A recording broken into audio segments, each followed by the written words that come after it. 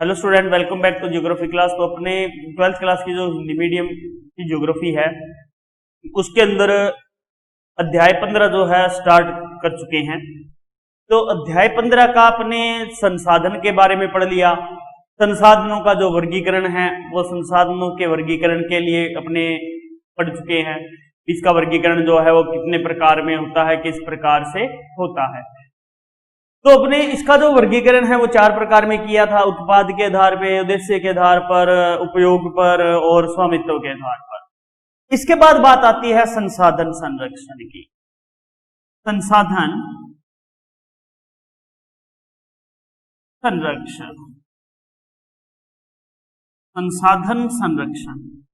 अब देखिए, संसाधन संरक्षण की बात हो रही है तो संसाधन संरक्षण क्या होता है या संसाधन संरक्षण जो है वो किस प्रकार से किया जाता है, क्या कारण है संसाधन संरक्षण के।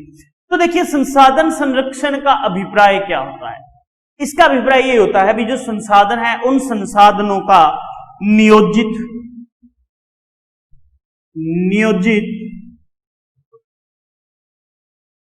विवेकपूर्ण,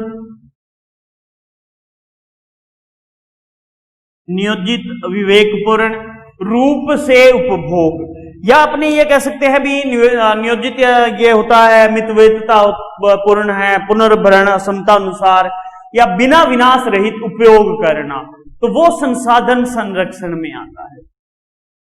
विनाश रहित मतलब भी अपने जो संसाधन हैं उन संसाधनों का इस प्रकार से उपयोग करना चाहिए ताकि अपने आने वाली जो भावी पीढ़ी है उस भावी पीढ़ी को भी ये प्राप्त हो सके। तो अपने ये जो भावी पीढ़ी है उस भावी पीढ़ी के लिए संसाधनों को बचाने के लिए जो है संसाधन का संरक्षण किया जा सकता। संसाधनों का उपयोग कब करना चाहिए, हमें तभी करना चाहिए, मान के चलिए कई संसाधन ऐसे हैं जो बहुत कम मात्रा में मिलते हैं, जैसे तांबा। तो तांबे की जो उपलब्धता है वो काफी कम है, काफी कम उसके भंडार है।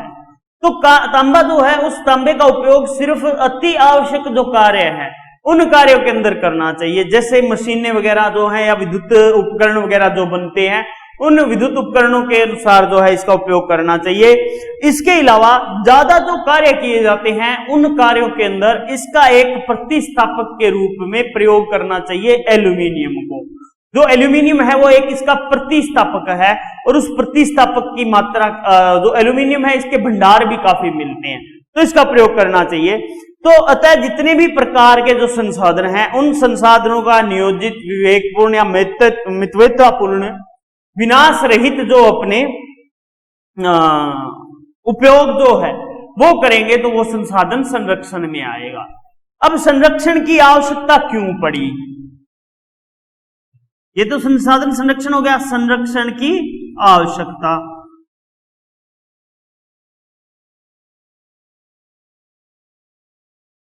संरक्षण की आवश्यकता। अब संरक्षण जो हो रहा है इस संरक्षण होने के लिए या संरक्षण के लिए आवश्यकता क्यों पड़ी, तो जो संसाधन है मानव संसाधन, तो मानव के सतत विकास के लिए जो अपना जो सतत विकास करता है उस सतत विकास के लिए विभिन्न प्रकार के संसाधनों का उपयोग करता है मानव जो।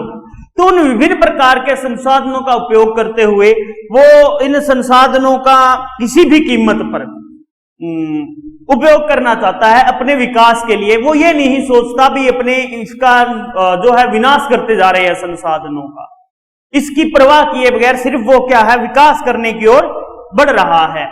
तो अब जो ये सोच है संसाधनों को उपयोग करते हुए विकास करने की, तो इस सोच से संसाधन कम होते जा रहे हैं, उनकी उपलब्धता कम होती जा रही है। इधर दूसरी तरफ जनसंख्या वृद्धि भी होती जा रही है, नवीकरणीय संसाधन कम है, औद्योगिक विकास जो है वो हो रहा है, तो उसकी वजह से वृक्ष जो है उनको भी काटा जा रहा है। तो इन कीमतों की वजह से अपने संसाधन संरक्षण की आवश्यकता बढ़ती जा रही है। अगर अभी संसाधन का संरक्षण नहीं हुआ तो भविष्य में आने वाली जो पीढ़ी है उस पीढ़ी को संसाधन उपलब्ध नहीं होंगे, इसलिए इन संसाधनों के संरक्षण की आवश्यकता पड़ती है। इसके बाद अगला पॉइंट आता है संसाधन संरक्षण की समस्या।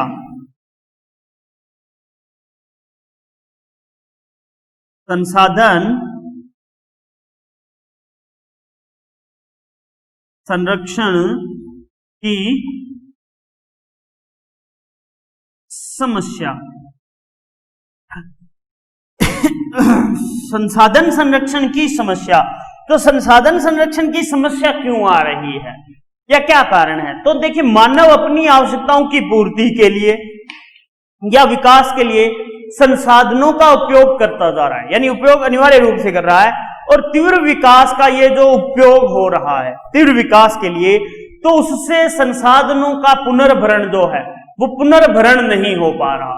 अब वो पुनर्भरण नहीं हो पा रहा है, तो अब पुनर्भरण नहीं होगा तो अपने जो संसाधन है वो एक सीमित स्तर तक है, और उनको दोबारा से पुनर्स्थापित नहीं किया जा सकता है। जब पुनर्स्थापित नहीं हो सकता है तो आने वाली जो भविष्य की हमारी पीढ़ी होगी, उस पीढ़ी के लिए जो संसाधन है वो नहीं बचेंगे।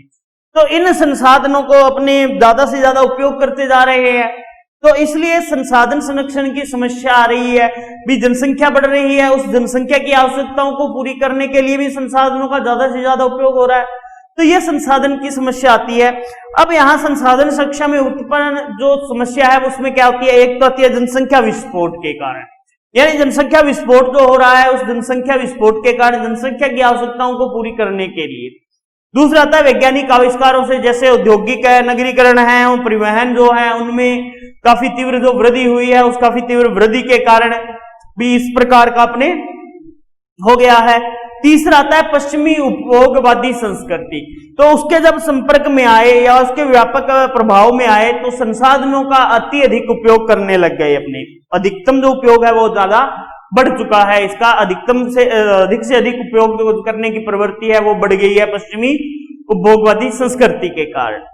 चौथा इसमें आता है अधिकतम विकास की प्रवृत्ति। जो अधिकतम विकास की प्रवृत्ति है, उस अधिकतम विकास की प्रवृत्ति के कारण भी जो है संसाधनों के संरक्षण में समस्या आ रही है। और अपने को पता है भी संसाधन जो है, इनके कुछ संसाधन ऐसे हैं जिनके भंडार सीमित हैं, और उनका अगर आप लगातार उपयोग करते जाओगे तो लगातार उपयोग करने के कारण तो वो संसाधन धीरे धीरे लुप्त होते जाएंगे, और लुप्त होते जाएंगे तो उसके कारण संसाधन संरक्षण की समस्या आती है। इसके बाद में अगला पॉइंट आता है संसाधन संरक्षण के उपाय।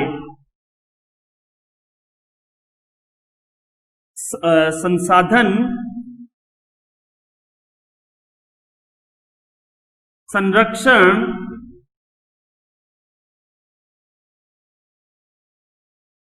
के उपाय।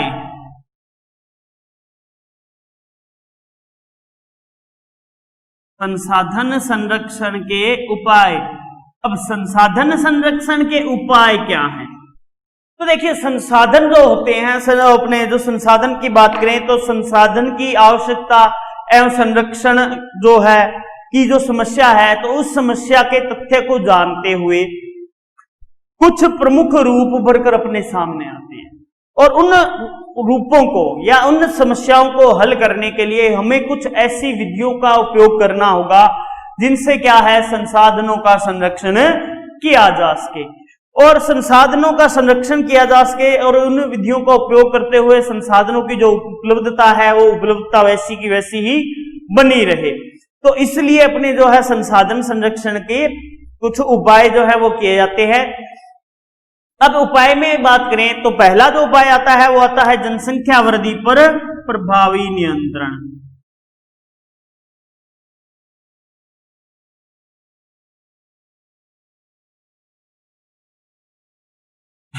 पर प्रभावी नियंत्रण। अब जनसंख्या जो वृद्धि हो रही है, अब जनसंख्या वृद्धि हो रही है तो देखिए कोई भी जो देश है उस देश के अंदर जनसंख्या जो होती है वो सर्वाधिक महत्वपूर्ण संसाधन है, और वो जो महत्वपूर्ण संसाधन है वो उस देश के आर्थिक विकास में काफी मुख्य भूमिका निभाती है। लेकिन कई बार क्या होता है, किसी देश के अंदर जनसंख्या जो है वो बहुत तीव्र वृद्धि से बढ़ जाती है। बढ़ने के कारण संसाधन जो होते हैं उन संसाधनों का अधिकतम उपयोग होने लग जाता है, और वो अधिकतम उपयोग करने की वजह से संसाधनों की मात्रा घटती जाती है। अब वो संसाधन जो हैं, उन संसाधनों की तुलना में जनसंख्या जो है वो लगातार बढ़ती रहेगी, और बढ़ती रहेगी तो संसाधन घटते रहेंगे। तो अब संसाधन जब घटते रहेंगे तो अपने जो अनव्यवहार्य संसाधन है वो शीघ्र ही समाप्ति की ओर बढ़ जाएंगे, शीघ्र ही वो समाप्ति की ओर चले जाएंगे। अनव्यवहार्य संसाधन क्यों चले जाएंगे? क्योंकि जनसंख्या का दबाव बढ़ा और जनसंख्या ने उनका उपयोग करना स्टार्ट कर लिया। तो इसलिए संसाधन संरक्षण के लिए क्या होना चाहिए? एक जनसंख्या वृद्धि के लिए प्रभावी नियंत्रण होना चाहिए, प्रभावी जो विधियां हैं उनको लागू करना चाहिए, जिससे संसाधनों का संरक्षण किया जा सके। सेकंड आता है नियोजन में समग्र दृष्टिकोण। नियोजन में समग्र दृष्टिकोण।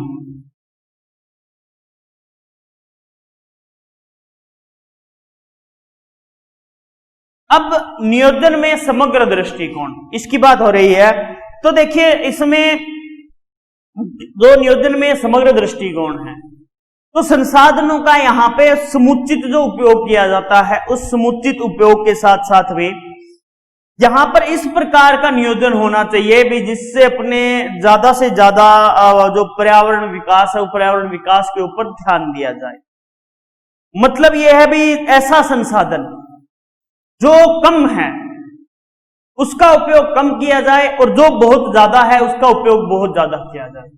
इस प्रकार से उसका अपने नियोजन किया जाना चाहिए। समग्र नियोजन का मतलब ये होता है कि सभी प्रकार की जो चीजें हैं उन चीजों का नियोजन कर उनका उपयोग करना। तो जिन संसाधनों की कमी उनका कम उपयोग, जिनकी वृद्धि है उन संसाधनों का ज्यादा से ज्यादा उपयोग कर ज्यादा से ज्यादा समग्र दृष्टिकोण अपनाकर अपने ये कर सकते हैं।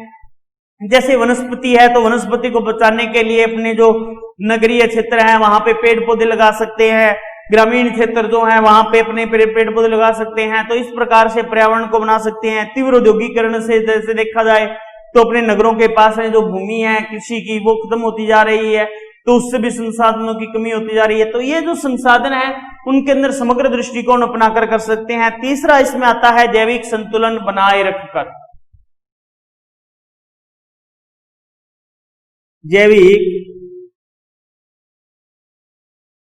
संतुलन बनाए रखना। बनाए रखना। तो जैविक जो संतुलन है, इस जैविक संतुलन को भी बनाए रखना बहुत जरूरी है संसाधन संरक्षण के लिए।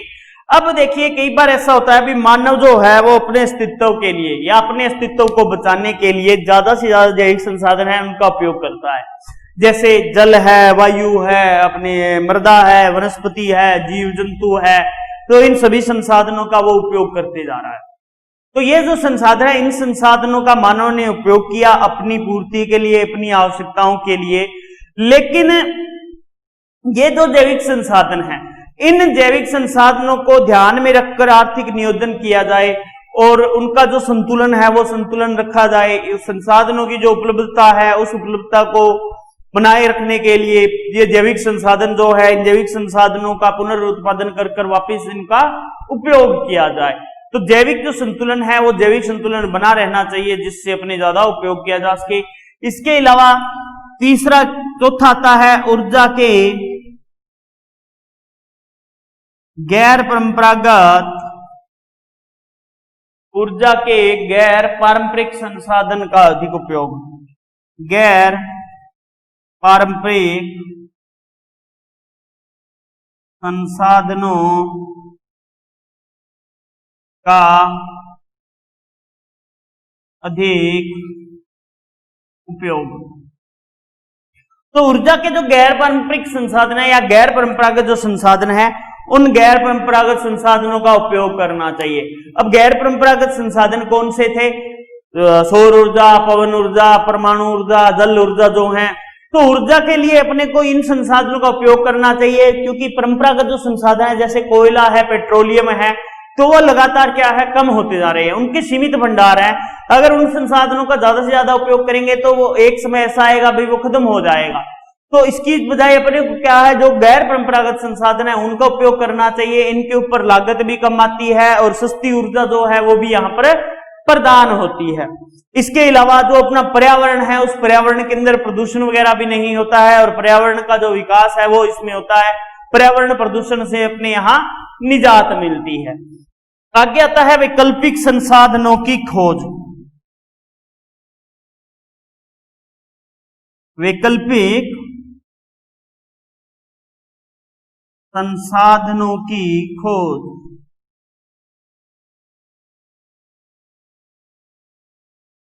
अब जो वैकल्पिक संसाधन है अपने, इन वैकल्पिक संसाधनों की खोज होनी चाहिए।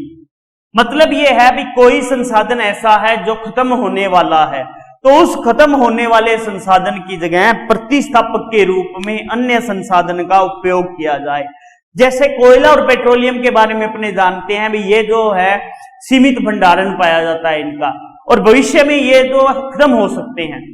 तो इनके प्रतिस्थापक के रूप में अपने जैसे सौर ऊर्जा है, पवन ऊर्जा है, जल विद्युत ऊर्जा है, भूतापीय ऊर्जा है, परमाणु ऊर्जा है, इन ऊर्जाओं का उपयोग कर सकते हैं प्रतिस्थापक के रूप में ऊर्जा के लिए। इसके अलावा जैसे तांबा है अपने, तांबा कम भंडारण है तांबे का, तो तांबा कम हो सकता है। तो तांबे का उपयोग कहां करना चाहिए, जहां अति आवश्यक कार्य हो वहां तो उपयोग करें उसका, लेकिन जिन कार्यों में उसकी आवश्यकता नहीं है वहां पर उसके प्रतिस्थापक के रूप में एल्यूमिनियम का उपयोग कर सकते हैं, और एल्यूमिनियम जो है वो प्रचुर मात्रा में मिलता है।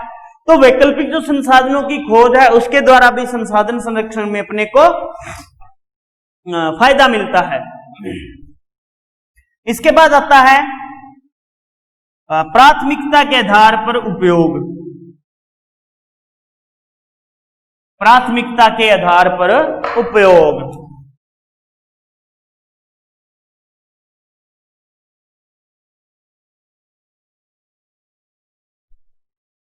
के आधार पर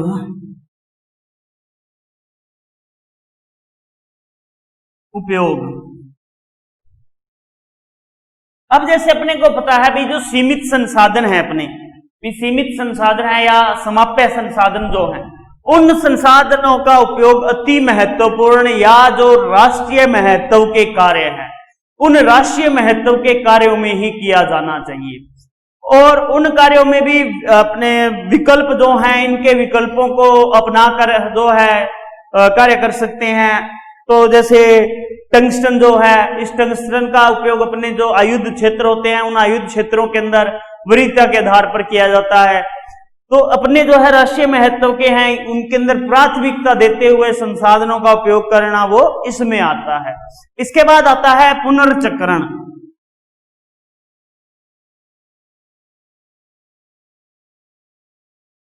पुनर्चक्रण, कई संसाधन ऐसे हैं जिनका अपने उपयोग करने के बाद, यानी एक बार उपयोग कर लिया जाता है तो दोबारा उपयोग करने के बाद में उन्हें दोबारा पुनर्स्थापित किया जा सकता है या पुनर्चक्रण के द्वारा उन्हें बनाया जा सकता है। जैसे धातु के स्क्रैप है, कतरन वगैरह जो हैं, वो खराब होने के बाद उनको पुनः गलाकर, धातु की जो ये चीजें हैं उनको पुनः गलाकर अपने काम में लेके आना जो होता है वो पुनर्चक्रण कहलाता है। तो पुनर्चक्रण जो है ये संसाधन संरक्षण की बहुत ही उपयोगी विधि है, और इस विधि के अनुसार अपने जितने संसाधन होते हैं उन संसाधनों को पुनर्चक्रण के द्वारा अपने बनाकर दोबारा से यूज कर सकते हैं, उपयोग में ले सकते हैं। कि कोई भी धातु जो है उसका एक बार उपयोग हो गया, एक बार उपयोग होने के बाद में दोबारा उसको गलाकर दोबारा उसको नए रूप में पुनर्स्थापित कर देना जो है वो पुनर्चक्रण में आता है, और पुनर्चक्रण के आधार पर उसका अपने उपयोग कर सकते हैं। अब धातुओं को अपने इस प्रकार से गलाकर अपने उपयोग में ले सकते हैं। जैसे अपने जैसे लोहा है, लोहे को बात करें या तांबा जो है उसकी बात करें, तो तांबे को पुनः अपने एक बार यूज होने के बाद में दोबारा उसका उपयोग कर लेंगे, दोबारा उसको गलाकर उसका बना लेंगे। जैसे एल्यूमिनियम है, एक बार उसका उपयोग हो गया है तो दोबारा उसको गलाकर पुनर्चक्रण कर दोबारा उसका निर्माण कर देंगे। तो ये इस प्रकार से उनका निर्माण किया जा सकता है, तो वो पुनर्चक्रण में आता है। इसके बाद आता है कृत्रिम वस्तुओं का उपयोग। 8 है कृत्रिम वस्तुओं का उपयोग। अब कृत्रिम वस्तुओं का जो उपयोग है, उस कृत्रिम वस्तुओं के उपयोग के द्वारा प्राकृतिक संसाधनों की बचत करने के लिए बात कर रहे हैं, या लंबे समय तक उनकी उपलब्धता जो है उस उपलब्धता को बनाए रखने के लिए अपने जो घरेलू रूप में उपयोग किए जाते हैं, या अपनी जो दैनिक जिंदगी है उसके अंदर या दैनिक जीवन के अंदर जो उपयोग किया जाता है, उनके अंदर कृत्रिम जो संसाधन है या कृत्रिम जो वस्तुएं हैं, उन कृत्रिम वस्तुओं का अपने उपयोग कर सकते हैं। जैसे अपने लकड़ी का जो स्टूल है उसकी जगह रबड़ का स्टूल अपने प्रयोग में ले सकते हैं। इसके अलावा जैसे रेलवे स्लीपर लगाते हैं, तो उन रेलवे स्लीपर के अंदर अपने जो है लकड़ी के जो स्लीपर लगते हैं, उस लकड़ी के स्लीपर की जगह है अपने अलग जो स्लीपर सीमेंट वगैरह के बना के लगा सकते हैं, कंक्रीट के बने स्लीपर वहां पे लगा सकते हैं।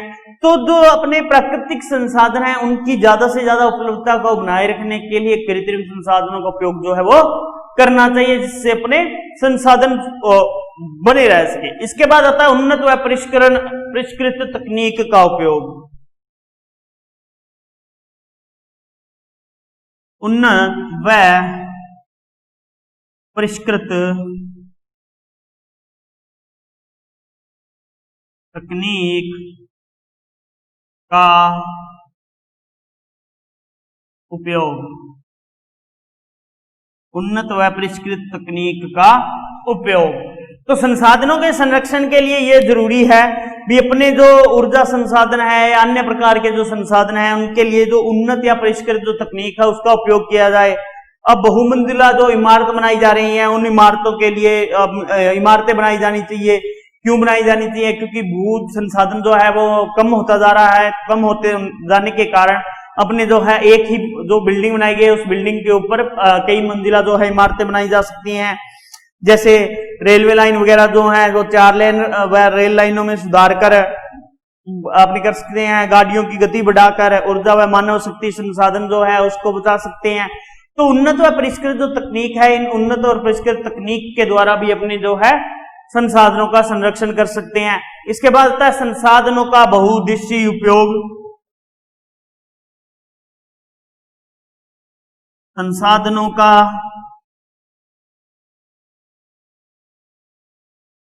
बहुउद्देशीय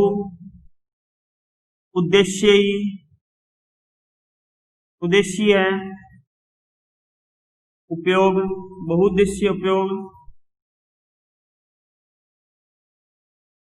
कोई भी जो संसाधन है उस संसाधन का एक ही कार्य में उपयोग नहीं किया जाए, बल्कि उससे कई कार्यों में उपयोग लिया जाए उसका। कोई संसाधन जो है वो संसाधन है तो उसको एक ही योजना के अंतर्गत नहीं, बल्कि उस संसाधन का उपयोग इस प्रकार से होना चाहिए या उसका निर्माण जो है वो इस प्रकार से होना चाहिए भी कई उद्देश्यों की वो पूर्ति कर सके। तो कई उद्देश्यों की पूर्ति करने के लिए इनका जो है वो संरक्षण करना चाहिए। जैसे अपने बांध की बात करें तो बांध बनाने के 3 उद्देश्य माने जाते हैं। एक तो सिंचाई के लिए जल, पेयजल और विद्युत उत्पादन होता है। दूसरा मत्स्य पालन, बाढ़ नियंत्रण वगैरह जो है वो हो सकता है। अपने मृदा विकास है, बाढ़ की रोकथाम वगैरह जो है वो करने के लिए हो सकता है।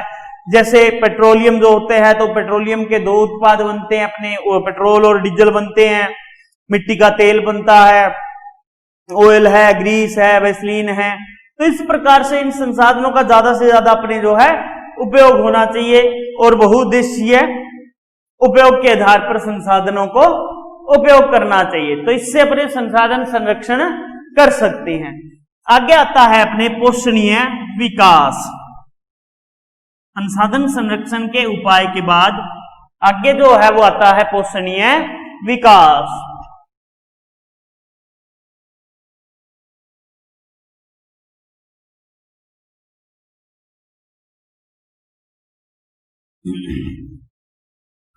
पोषणीय विकास।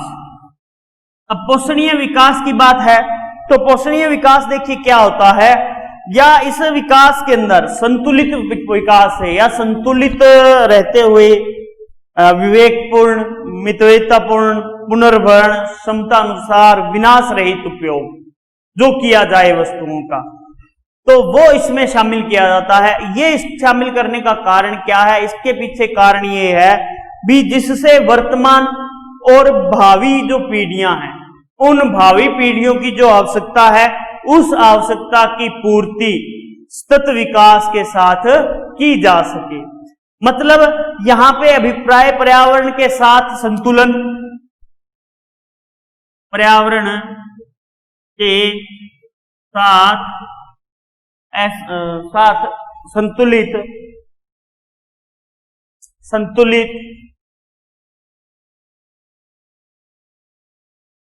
विवेकपूर्ण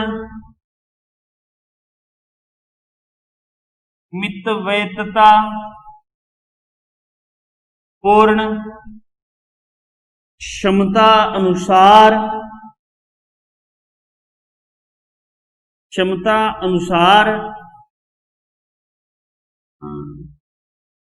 उपयोग पोषणीय विकास के अंतर्गत आता है। पुनर्भरण होगा, क्षमता अनुसार होगा, विनाश रहित उपयोग जो होगा, जिससे आने वाली जो पीढ़ी है, उस आने वाली पीढ़ी के लिए या वर्तमान पीढ़ी जो है उसके सतत विकास के लिए अपने उपयोग किया जाएगा। और ऐसी सतत प्रक्रिया जो है जिसे केवल विकासशील या विकसित देश जो होते हैं वो ही अपनाना चाहते हैं। क्यों अपनाना चाहते हैं? क्योंकि वहां पर जो संसाधन है, उन संसाधनों का बहुत ज्यादा अपने उपयोग हो चुका है, और उपयोग होने की वजह से जो अपने आने वाली जो पीढ़ी है, उन पीढ़ियों के लिए अपने संसाधन नहीं बचेंगे। तो उन संसाधनों को बचाए रखने के लिए पोषणीय विकास जरूरी होता है। और सतत विकास जो है वो इस दृष्टि से किया जाता है भी जो संसाधन है उनका अपने उपयोग तो करें, लेकिन जब उनकी जरूरत है, जितनी अपने को आवश्यकता है उतनी ही आवश्यकता से करें, ताकि अपने भविष्य की जो भावी पीढ़ी आएगी उस भावी पीढ़ी को भी देखने को संसाधन मिल सके। तो ये अपने संसाधनों की श्रेणी में आते हैं। तो अपने धीरे धीरे जो है इन संसाधनों को समाप्ति की ओर लेते जा रहे हैं, जिसकी वजह से ये इस प्रकार का कार्य हो रहा है, भी संसाधन घटते जा रहे हैं। अगर अपने पर्यावरण के अंदर देखें तो कई प्रकार के जीव हैं वो लुप्ति हो चुके हैं। जैसे अपने इलाके की बात करें, गंगानगर हनुमानगढ़ की बात करें, तो उन गंगानगर हनुमानगढ़ के अंदर अपने जो गोरैया होती थी, चिड़िया, वो लुप्त हो चुकी है। गिद्ध होते थे, वो गिद्ध भी वहां पे लुप्त हो चुके हैं। तो ये धीरे धीरे वहां से लुप्त होते जा रहे हैं। जो अब भावी पीढ़ी आ रही है उनको पता ही नहीं है भी गिद्ध क्या होते थे या किस प्रकार से दिखाई देते थे। तो ये चीजें जो है वो लुप्त होती जा रही हैं। इन संसाधनों को बचाए रखकर मितव्ययितापूर्ण इनका उपयोग करते हुए अपने कर सके। अब प्राचीन काल के अंदर बात करें तो प्राचीन काल में देखिए क्या होता था, आखेट युग था।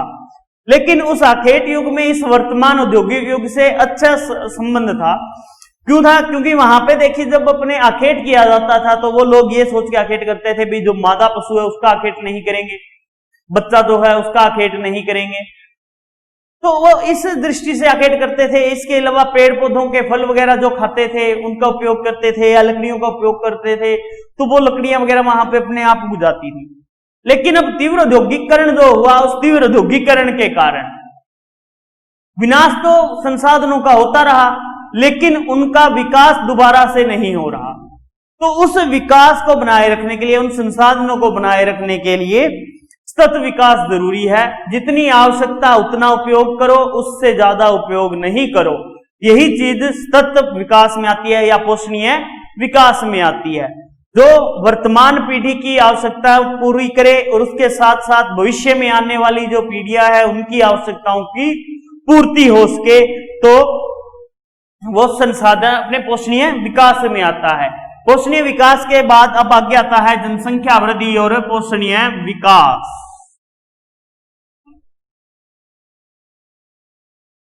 जनसंख्या वृद्धि और पोषणीय विकास।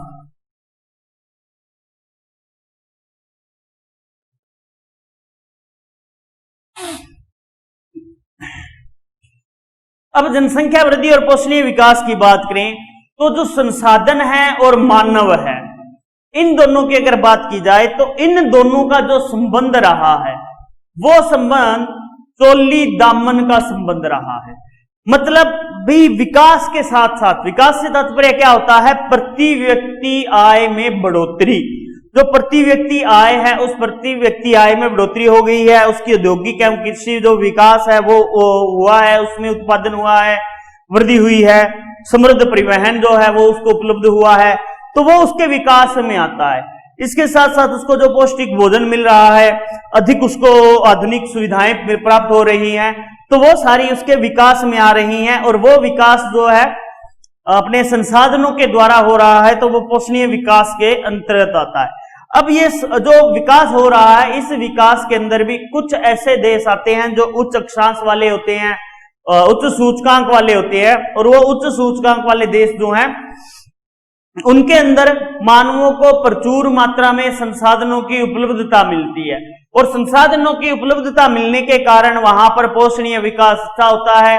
जनसंख्या वृद्धि अगर होती रही, जिस इलाके में जनसंख्या वृद्धि ज्यादा होगी वहां पर पोषणीय विकास नहीं हो पाएगा, संसाधनों का उपभोग ज्यादा होगा, जिसकी वजह से पोषणीय विकास का स्तर वहां पर गिर जाएगा। तो ये पोषणीय विकास और जनसंख्या वृद्धि और पोषणीय विकास का कुछ आज जो है आपको बता दिया गया है। बाकी जो इसका रहता है वो नेक्स्ट क्लास में अपने करेंगे। आज के लिए इतना ही, धन्यवाद।